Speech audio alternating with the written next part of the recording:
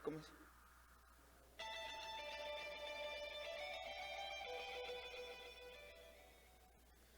Muito bem, voltamos. Estamos de volta e conectados com esse público maravilhoso, o público que está em casa, o público presencial, o público que está no pavilhão de exposição, que veio para fazer negócios, que veio para conhecer, que veio para fazer networking. Por isso que a Paving é esse maior evento de infraestrutura no Brasil atualmente. É um evento que congrega os profissionais. Os profissionais vêm com muito carinho, porque todas as pessoas se atualizam, se alinham, fazem negócios e, além de tudo, é sobre inovação. Conhecer melhor o que está sendo feito, quais são as tendências do setor, como a gente tem visto na jornada de hoje, que foi só o primeiro dia, está sendo só o primeiro dia. Ainda vai vir o ministro da infraestrutura, ainda vai vir painel do BNDES, painel de logística, painel da BIMAC, diversas atrações, como vocês podem acompanhar. Não esqueçam de aproveitar as Learning Sessions. Aí no canalzinho embaixo do lado direito tem um maisinho de vídeos. Não esqueçam de trazer suas perguntas no chat. A gente adora. Então participem, tragam suas perguntas. A gente adora que vocês façam as perguntas.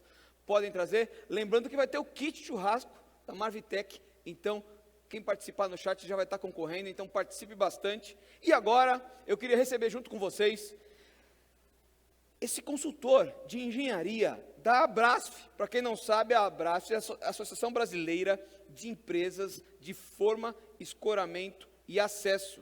E quem vai explicar para a gente tudo sobre soluções especiais em formas e escoramentos para obras de infraestrutura é o Jefferson Carlos da Silva. Uma salva de palmas, por favor, Jefferson.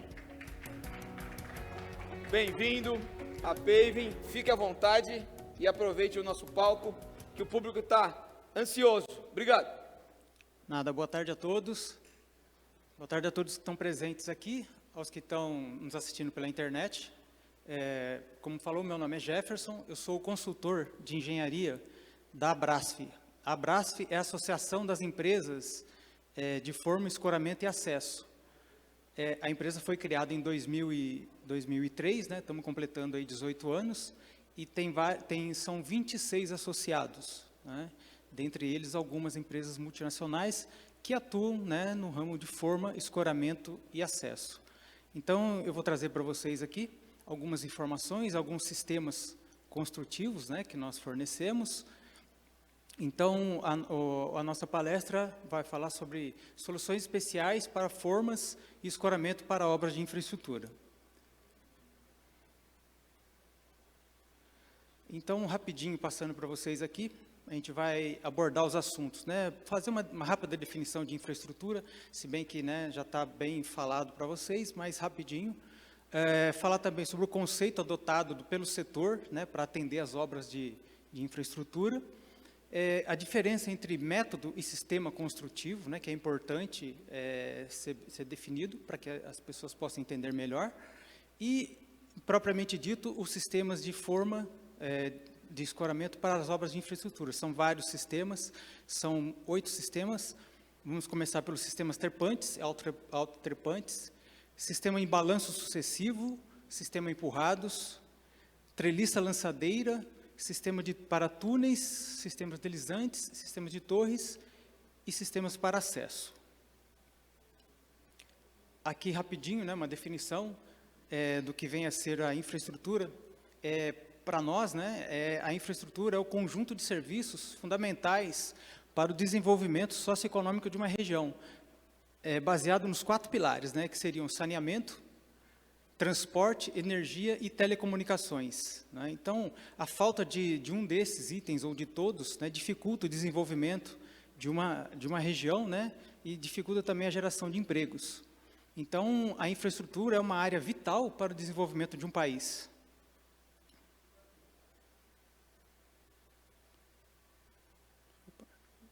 Aqui só uma ilustração, né, nos setores onde nós mais atuamos, que é no setor de saneamento, transporte, energia e telecomunicação. O conceito adotado pelo setor, né, relativo à infraestrutura. Então, existe uma alta complexidade, né, de estruturas de concreto a ser executado, né?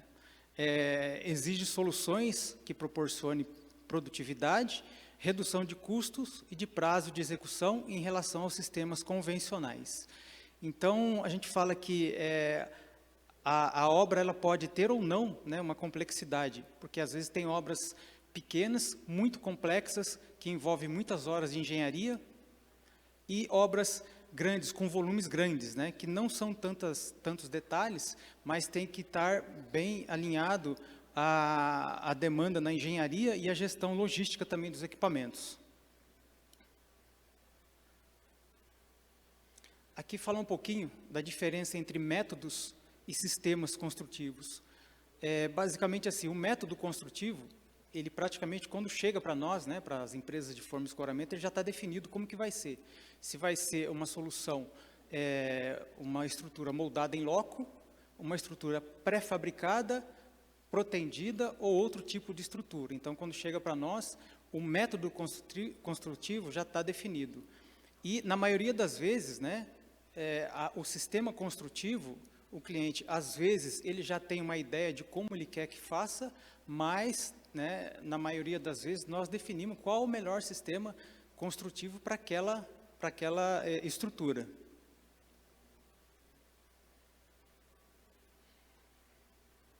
Então, vamos começando aí falando pelo sistema de trepante e autotrepante. Eles são indicados na construção de edifícios, arranha-céus, né, edifícios muito altos, os núcleos, ou seja, caixa de elevador, escadas, né, de prédios, pilares de pontes, pilares altos e barragens, em projetos que visam obter vantagens construtivas, sejam elas relacionadas ao cronograma, índice de produção ou custo, né? Isso é muito importante nos dias de hoje. Então, o sistema trepante, o avanço vertical do sistema, ele acontece progressivamente. Então, ele pode se dar por meio de formas apoiadas em plataformas fixadas aos trechos anteriormente concretados. Então, esse é o sistema de trepante. Então, geralmente, utiliza-se para a sua movimentação vertical, vertical ou dispositivos móveis, hidráulicos e de escalada. Então, para movimentar esse sistema, ele é movimentado com grua, né?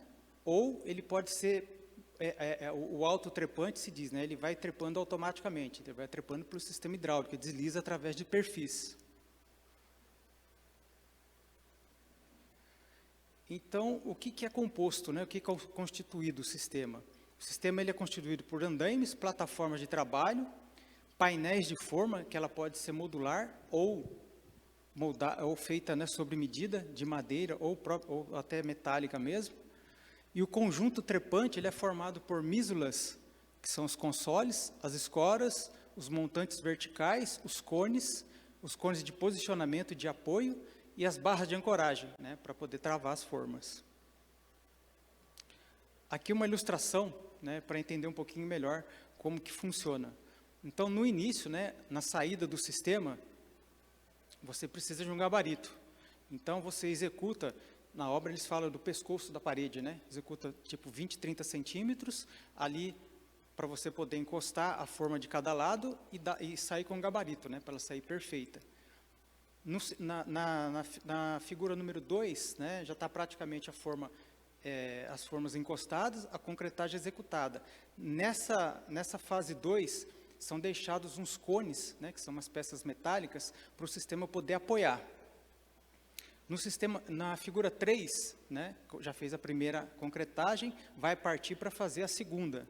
Esse sistema, ele apoia, né, no nível anterior, nos cones deixados anteriormente. E na figura 4, já está partindo para a terceira etapa, pode ver que já colocou-se uma plataforma inferior, porque ele vai subindo, antes tinha um cone para posicionamento, esse cone ele é sacado, passado para cima, para servir para a próxima etapa. Lá embaixo ficou o buraco, essa plataforma embaixo é uma plataforma de manutenção, né, que o pessoal vem tampando esses buracos aí.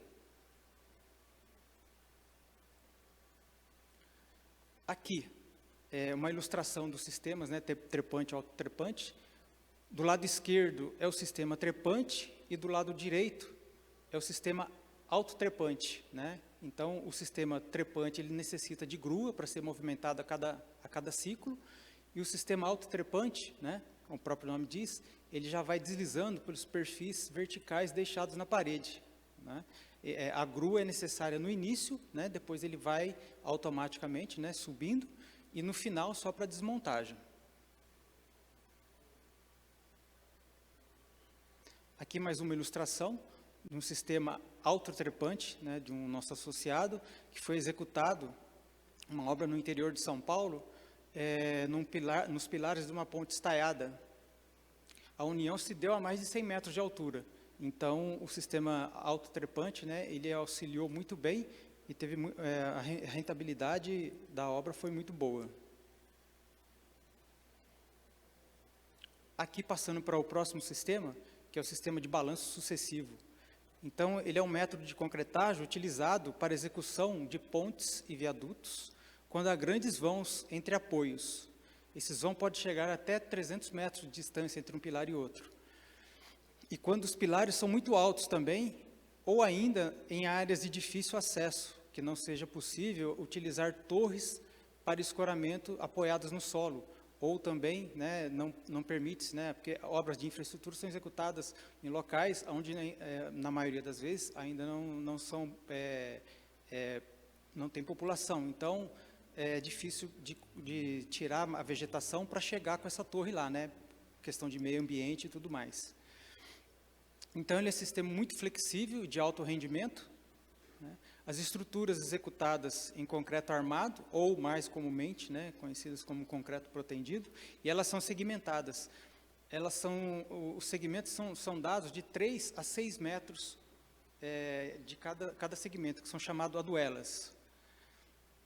E sua grande vantagem, né, consiste no sistema hidráulico de movimentação e nivelamento, né, que agiliza os processos construtivos.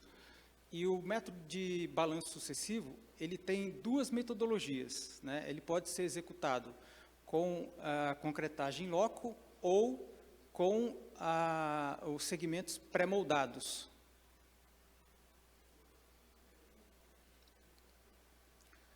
Aqui, né, uma ilustração de como funciona o balanço sucessivo, né? Ele parte de pilares, né, e estruturas, e a estrutura vai sendo concretada em etapas, chamadas duelas, como eu mencionei anteriormente. E para a concretagem da primeira duela, o carro de avanço ele se posiciona sobre a duela de disparo, que é lá na cabeça do pilar, alguns chamam a duela de arranque ou a duela de disparo. Para se executar essa primeira duela, né, após a execução do pilar, é montado um sistema em volta do pilar, né, para poder se executar a duela, para que possa apoiar o sistema de balanço sucessivo, né, senão não tem como começar a fazer o balanço. E esse balanço sucessivo, ele tanto pode ir para um lado, como simultaneamente aos dois, simetricamente.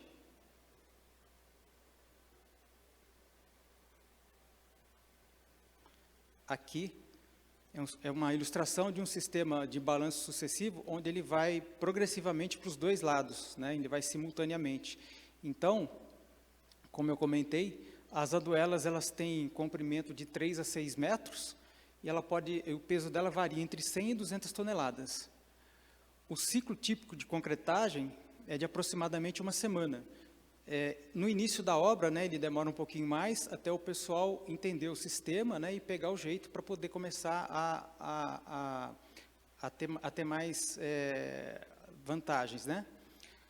Após uma obra executada por um associado, ele conseguiu fazer o ciclo de 5 dias, né, só que ele também executou com aduelas pré-fabricadas. Então, a concretagem dos segmentos opostos, né, são sempre simultâneos, né, para que não haja um desequilíbrio da estrutura, né, e também as deformações sejam controladas conforme o previsto em projeto.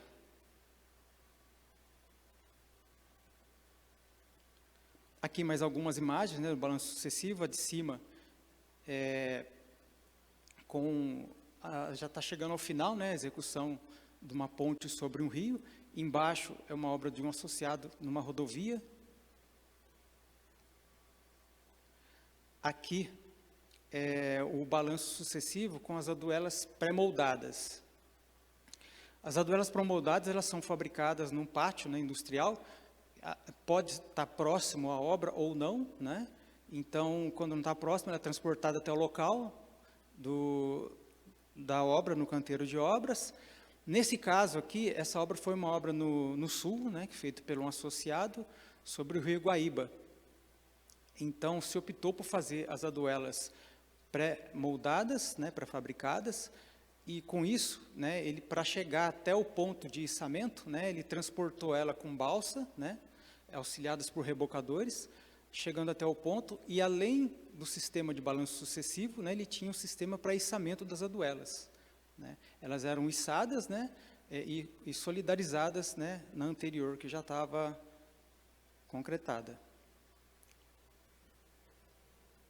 Aqui mais uma ilustração do sistema, né, é um sistema dotado, por exemplo, na imagem, as duas imagens são da mesma obra, a de cima é uma visão geral, atravessando um vale, né, numa ponte em arco, né, e pode ver que tem uma grua, né, lá em cima, né, para auxiliar no transporte de material, né, e abaixo, uma foto mais próxima do sistema já chegando um perto do outro, já chegando ao final. E aqui uma história do balanço sucessivo, que é a primeira obra de balanço sucessivo executada no mundo, né, que essa imagem traz, foi aqui no Brasil. Foi em 1930, né, uma obra em Santa Catarina, uma ponte sobre o Rio do Peixe. Então, foi executada em 1930, há quase 91 anos, né, daqui a pouco está completando 100 anos de execução dessa obra. Depois o sistema ficou um pouco esquecido, e 20 anos mais tarde, né, na Alemanha, eles voltaram a utilizar e começou a ser difundido por todos os países. Hoje é um sistema bastante utilizado.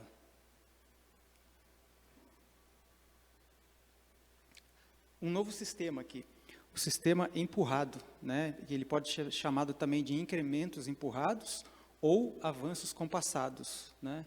E então o processo consiste na pré-fabricação dos segmentos, né, atrás de um dos encontros. Então, o primeiro pilar, essa particularidade, né, fabricar essa estrutura antes, né, o canteiro de obra tem que ter condições de ser antes de começar o lançamento, pré-fabricado ali. Esse canteiro de obra, né, por ser próximo e ser estático ali, ele pode ser coberto, né, para poder proteger as pessoas, os trabalhadores, das intempéries, né, chuva, sol, né, e frio e tudo mais.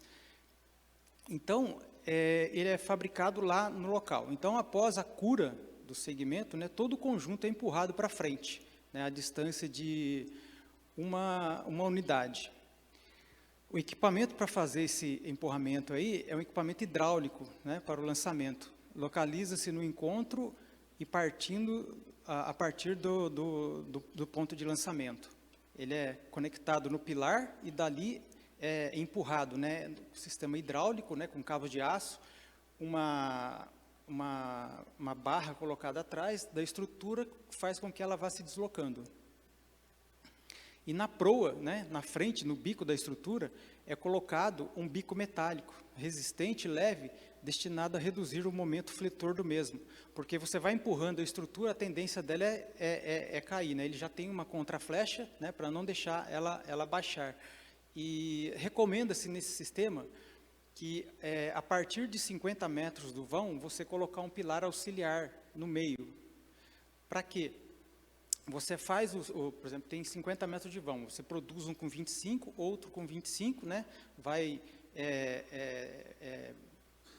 solidarizando um no outro e vai lançando, né? Então, para ele não ficar os 50 metros até apoiar, ele apoia nos 25 e continua até apoiar no outro. Dá mais ou menos uns 4 segmentos. Porque no apoio, né, o momento negativo ele é muito alto, né? Então, se você deixa a peça apoiada, ela pode danificar. Então, aqui, a sua principal característica está na eliminação do cimbramento, né? Facilidade de içamento, substancial e redução do prazo de construção. Então, é um sistema bastante utilizado para a travessia de rios, de grande largura, razoável profundidade e regime caudaloso.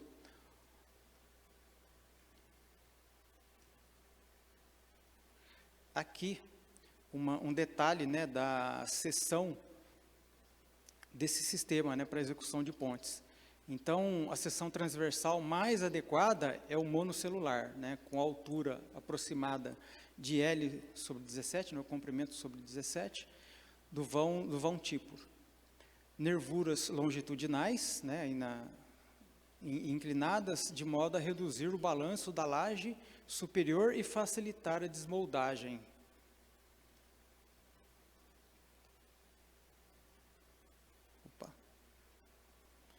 Aqui um exemplo, para ficar mais claro o que eu estou falando, né? Então, ele vai sendo lançado, né? Vão sendo fabricado, lançado, e sempre na frente, né, o bico metálico dele para evitar que a peça se danifique. E durante esse deslocamento, né, há um atrito entre a estrutura e o pilar. Então, para se vencer, né, para se eliminar esse atrito, os pilares eles podem ser vencidos através de uma armadura ou estaiados, né, para evitar que ele se danifique. E os pilares auxiliares, né, com certeza, eles serão estaiados. Aqui também mais uma ilustração, onde eu mostro ali os pilares auxiliares. A estrutura vai crescendo, né? Ele faz a concretagem do segmento 1, ele empurra já com o bico metálico. A concretagem do segmento 2 empurra mais um pouco. Antes, o 1 e o 2 já chegou no auxiliar, quando ele faz o 3 e o 4, ele já atingiu o pilar definitivo.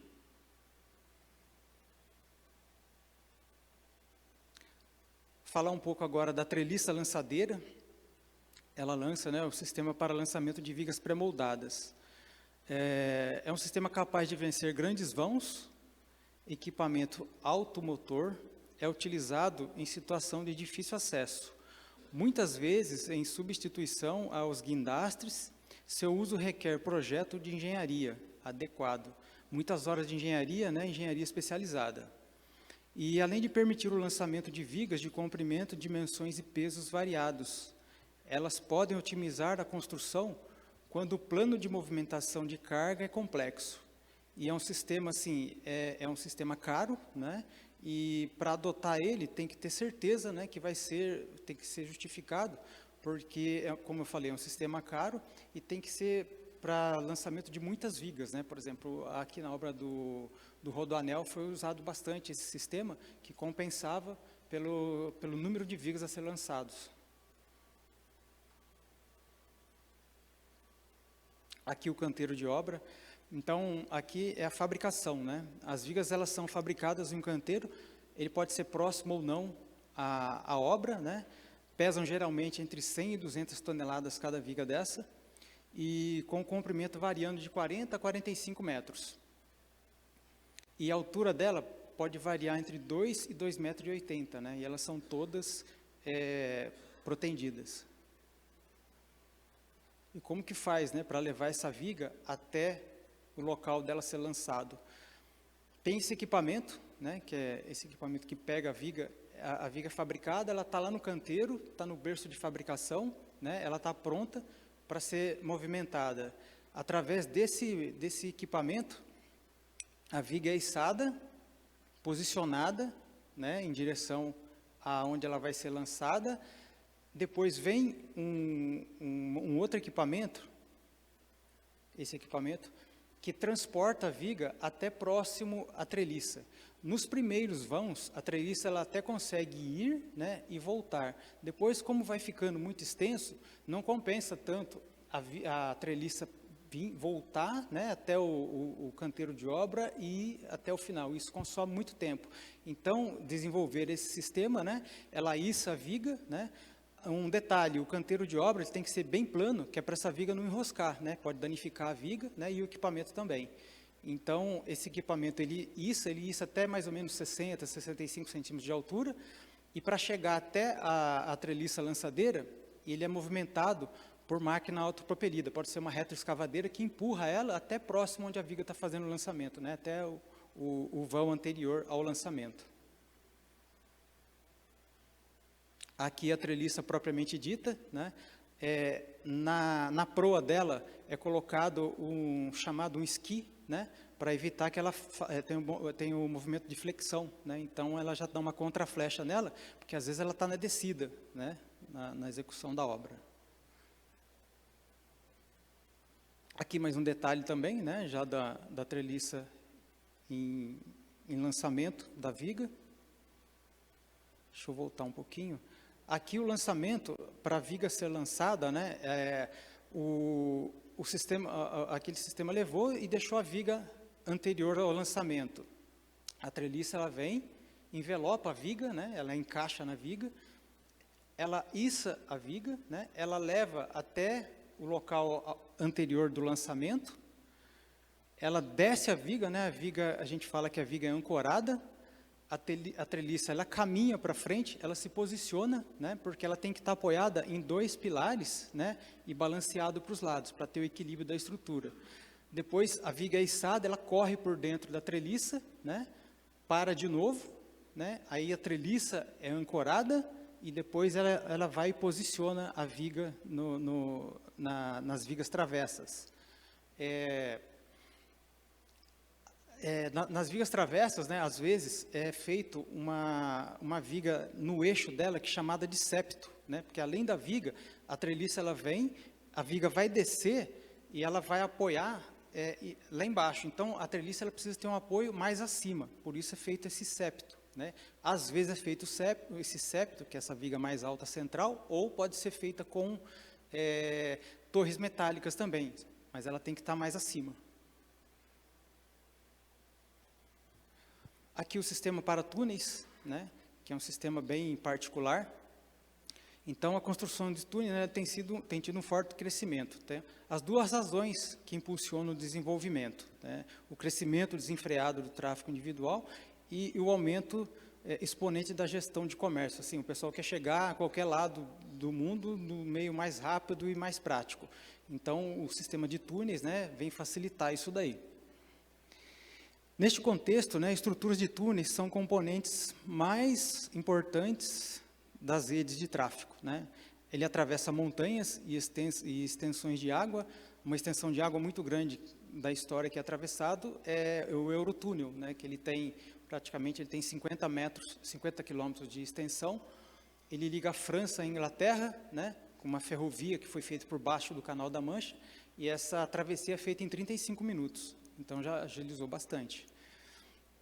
Reduz as distâncias, conforme eu comentei, evitam desvios, né, e nivelam diferentes alturas e eliminam cruzamentos e interseções, né. Com essa demanda, foram desenvolvidos diversos sistemas construtivos.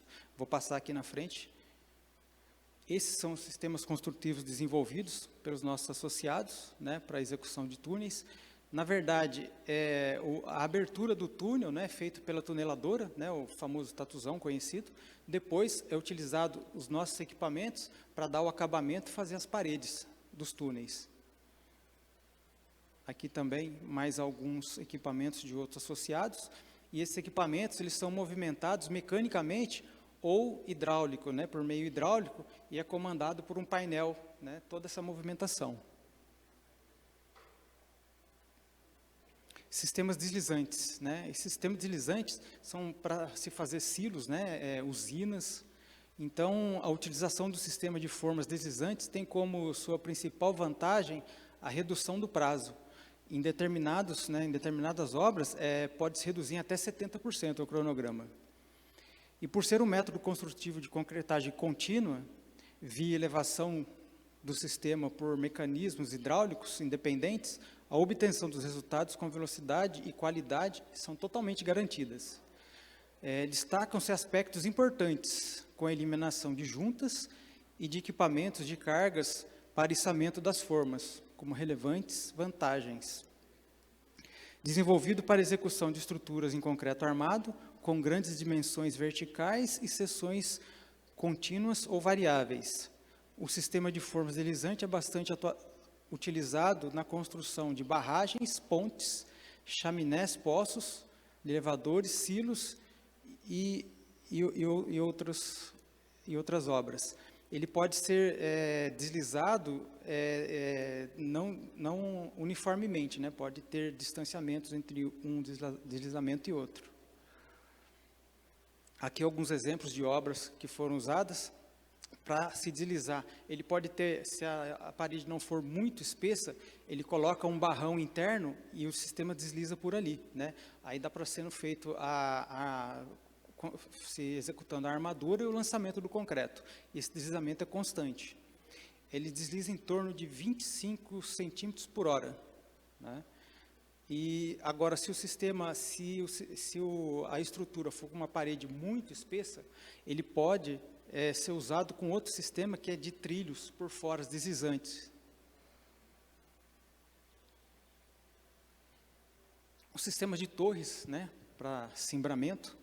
Então, a utilização de sistema de torres de grandes capacidades de carga para escoramento em obras de infraestrutura exige que o dimensionamento dos mesmos sejam feitos por profissionais experientes, né, que são torres de altas cargas. E seguindo as recomendações constantes na ABNT NBR 15696, né, que é a norma de forma e escoramento, aqui só um parênteses, essa norma é de 2019 e ela vai começar a atualização dela na próxima semana, dia 26, né, já entrei em contato com a ABNT, nós vamos iniciar a revisão dessa norma, eu faço parte da comissão de estudo, né, e depois, se alguém tiver interesse em participar dessa comissão de estudo, pode entrar em contato conosco, deixando o contato, o telefone e o e-mail, que a gente manda um convite para poder acompanhar junto com a gente. É importante todos os setores estarem envolvidos. Voltando a falar, né, das torres, o projeto deve prever o contraventamento entre torres, né, porque geralmente torres de cargas, elas são as estruturas são mais altas, tem que estar tudo contraventado para evitar o tombamento da torre. E na execução dos projetos, né, atentar a ABNT, a NBR 6123, que são as forças de vento, né, então ela começa a tratar o vento ali com 70 quilômetros, né, ou mais. Nos últimos tempos tivemos até acidentes, né, no interior de São Paulo, aí, na região de Franca, onde os ventos atingiram até 100 km por hora. Então, parece que não, né, é uma estrutura tubular, parece que o vento vai passar e vai embora, mas ele faz um grande estrago se ela não estiver contraventada, devidamente contraventada e calculada. Então, toda montagem, né, ela deve ser somente com projeto e seguido rigorosamente conforme o projeto fornecido, né. Então, às vezes tem muitas pessoas, mestres assim, de obra, experientes e tudo mais, a gente deve respeitar sim, porque realmente eles são experientes, mas segue o projeto conforme for fornecido. Aquele projeto foi feito por um profissional legalmente habilitado, então segue o projeto para não ter problema. E geralmente elas possuem capacidade de carga entre 4 e 10 toneladas por poste, né? Então cada torre aí no mínimo aguenta 16 toneladas até 40 toneladas. E elas podem ser montadas e travadas com dispositivos que permitam o içamento, sendo utilizados como mesas voadoras. Algumas torres permitem que você monte ela na horizontal, né? Ela trava toda, por exemplo, dá para fazer uma torre com 10 metros de comprimento, depois você iça ela com a grua e posiciona onde você vai usar, né? Então é chamada de mesa voadora. Acabou a concretagem, né? A grua vem, iça e passa para o pavimento de cima, né? Então dá para ser usado como mesa voadora, agiliza bastante o processo. Aqui algumas ilustrações, né, para a gente ver a aplicação, né, que é em viadutos, né, obras de grande porte. E a foto abaixo, à direita, essa obra foi executada naquela mesma onde eu mencionei, onde teve o alto trepante, né, com os pilares para a ponte estaiada. Aqui uma particularidade que o cliente teve que deixar o vão livre ali para o tráfego de carros, né, de veículos. Então se usou, além das torres de alta capacidade, também os perfis metálicos para vencer o vão. Aqui os sistemas de acesso, né, porque para chegar em todos esses sistemas, em todas essas estruturas, a gente tem que ter o acesso, né. Então os acessos, né, eles são estruturas metálicas temporárias, dotadas de plataforma de trabalho, pisos metálicos, pranchões, madeiras, né, em alguns casos formados por pisos de alumínio também, para suportar o acesso de pessoas em locais elevados para execução de serviços diversos na construção civil, em obras de infraestrutura, indústria, manutenção, equipamentos e acesso diversos. Então são usados vários sistemas dentro desse sistema aí. o sistema de elevador cremalheira, o sistema de escadas metálicas, os andaimes multidirecionais, né, as pentes, que são as plataformas elevatórias móveis de trabalho, antigas PTAs, né, antes era plataforma de trabalho aéreo, agora com a nova norma, né, ela mudou o nome dela para plataforma elevatória móvel de trabalho, as pentes. E treliças também, treliças que vencem grandes vãos, né, para poder acessar a obra. Aqui o detalhe, né, da utilização desses sistemas. Na obra acima, é uma obra que foi executada próxima à Marginal Pinheiros, e foi utilizada uma treliça, né, para atravessar por cima da marginal para chegar até o canteiro de obra. Na foto à esquerda abaixo, foi uma obra da duplicação da Tamoios, né, também utilizou-se uma treliça por um outro associado, junto com torre de cargas, né, que essa treliça vence até 30 metros de vão. E à direita, né, daquela mesma obra que foi executada no interior de São Paulo, ele usou vários sistemas, né, o sistema trepante, né, com o sistema de acesso por escada. Aqui o sistema de cremalheira, e do lado uma passarela que ela foi montada, né, daquele esquema, ela foi montada embaixo, né, foi toda travada, ela foi içada e posicionada no local para utilização. Então, esses eram os sistemas que eu tinha para passar para vocês. Espero ter atendido a expectativa. É muito importante estar aqui, né? Tem o meu contato aí no final, o contato da Abrasf. Se ficar alguma pergunta para agora ou para depois, agora a gente já responde. Futuramente pode enviar que a gente responde todas as perguntas. Agradeço aí a oportunidade, né, de participar da Paving, que é um evento muito importante, né, para a construção, de um modo geral, principalmente para a infraestrutura. Muito obrigado. Boa, Jefferson. E já temos perguntas aqui. Obrigado a todos. Quem quiser fazer uma pergunta também, fique à vontade. Jefferson, recebemos aqui algumas perguntas. Algumas? Algumas. A Kátia Milani perguntou primeiramente se a preocupação é a segurança das equipes, como é a realizada, é diária, as reuniões de planejamento? Não sei se você tem essa resposta. Sim, eu mostrei os sistemas utilizados, né, mas sim, são grandes empresas onde tem o pessoal do segurança do trabalho, né, então é realizado aquele diálogo diário com o pessoal, passadas as instruções, né, e segurança em primeiro lugar. Para todos esses sistemas aí, como são obras executadas no lugar altos e tudo mais, né, então ventou, choveu, para tudo, né, segurança em primeiro lugar. E ela também pergunta em relação ao BIM, como que está esse projeto em relação ao BIM, essas adequações? Sim, pergunta muito boa. Em relação ao BIM, uma particularidade, né, a Abrasf, eu trabalho como consultor na Abrasf, eu coordeno 2 comitês, né, o comitê de engenharia, que desenvolve, né, toda a parte técnica, elabora artigos e tudo mais, né, e postado no nosso site, atendo os nossos associados. E eu estou na Abrasf desde o ano passado, né, entrei em março de 2020, e nós começamos a discutir nesse comitê de engenharia a metodologia BIM. Então percebemos assim, é uma discussão muito ampla, consome-se bastante tempo, nós resolvemos criar, né, o comitê BIM também. Então nós temos o comitê de engenharia, o comitê BIM, que eu também coordeno o comitê BIM. E nós estamos desenvolvendo aí com reuniões bimestrais, né? Nos últimos tempos aí nós já estamos chegando à reunião, estamos tendo contato com os fornecedores, né, de software para os nossos associados, e está todo mundo, né, assim, vamos dizer, indo atrás das informações. Tem alguns, como são 26 associados, tem associados que já estão na frente, tem associados que estão a caminho e tem os que estão iniciando. Mas a metodologia BIM faz parte, sim, da associação e de todas as empresas. E ainda respondendo a Kátia, nossa internauta, haverá ainda nessa jornada da Paving diversos conteúdos específicos sobre a implementação do BIM Então, não deixe de se conectar, de estar atento aí para entender qual vai ser o horário dessa palestra. Oi, pode complementar. Só mais um parênteses. E com o BIM, né, tem o BIM Mandate, que começou em 1º de janeiro desse ano, para as obras de infraestruturas públicas, né? Então, a partir de agora, todas as obras públicas exigem-se os projetos executados em BIM, né? Em 2024, projeto mais documentação. A partir de 2028, né, tudo em BIM, isso das obras públicas, né? Então, assim, 2028 parece que está um pouquinho longe ainda, mas já chega.